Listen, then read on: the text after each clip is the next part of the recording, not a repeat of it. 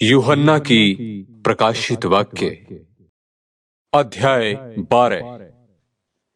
फिर स्वर्ग पर एक बड़ा चिन्ह दिखाई दिया, अर्थात एक स्त्री जो सूर्य ओढ़े हुए थी और चांद उसके पांव तले था, और उसके सिर पर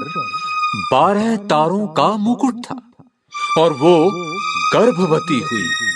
और चिल्लाती थी, क्योंकि प्रसव की पीड़ा उसे लगी थी और वो बच्चा जनने की पीड़ा में थी। एक और चिन्ह स्वर्ग पर दिखाई दिया, और देखो,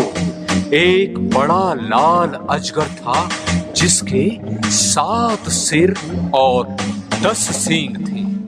और उसके सिरों पर 7 राज मुकुट थे, और उसकी पूंछ ने आकाश के तारों की 1/3 को खींचकर पृथ्वी पर डाल दिया। और वो अजगर उस स्त्री के सामने जो जच्चा थी खड़ा हुआ कि जब वो बच्चा जने तो उसके बच्चे को निगल जाए, और वो बेटा जनी जो लोहे का दंड लिए हुए सब जातियों पर राज्य करने पर था, और उसका बच्चा एकाएक परमेश्वर के पास और उसके सिंहासन के पास उठाकर पहुंचा दिया। और वो स्त्री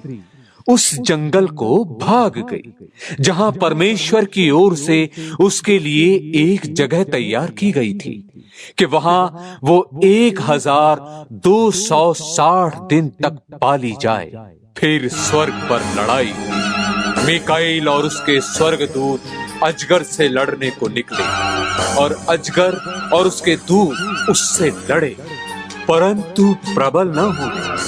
और स्वर्ग में उनके लिए फिर जगह ना रही। और वो बड़ा अजगर, अर्थात वही पुराना सांप जो इब्लीस और शैतान कहलाता है और सारे संसार का भरमाने वाला है,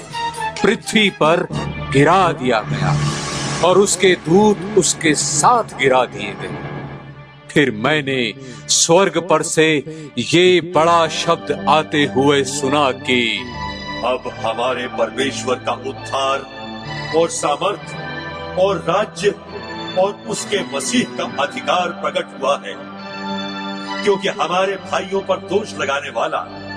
जो रात दिन हमारे परमेश्वर के सामने उन पर दोष लगाया करता था, गिरा दिया गया,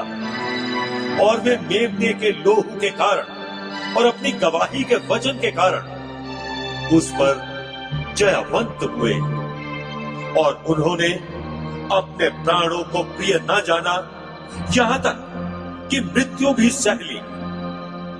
इस कारण हे स्वर्गों और उनमें के रहने वालों, मग्न हो। हे पृथ्वी और समुद्र,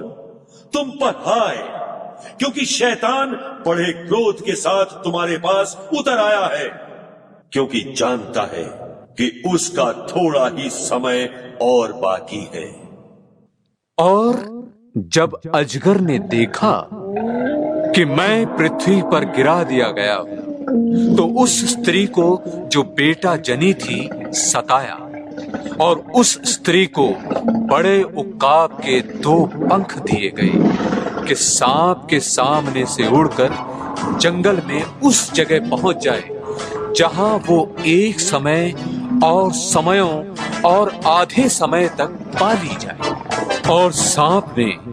उस स्त्री के पीछे अपने मुंह से नदी की नाई पानी बहाया कि उसे इस नदी से बहा दे, परंतु पृथ्वी ने उस स्त्री की सहायता की और अपना मुंह खोलकर उस नदी को जो अजगर ने अपने मुंह से बहाई थी पी लिया। और अजगर स्त्री पर क्रोधित हुआ, और उसकी शेष संतान से जो परमेश्वर की आज्ञाओं को मानते और यीशु की गवाही देने पर स्थिर है, लड़ने को गया, और वो समुद्र के बालू पर जा खड़ा हुआ।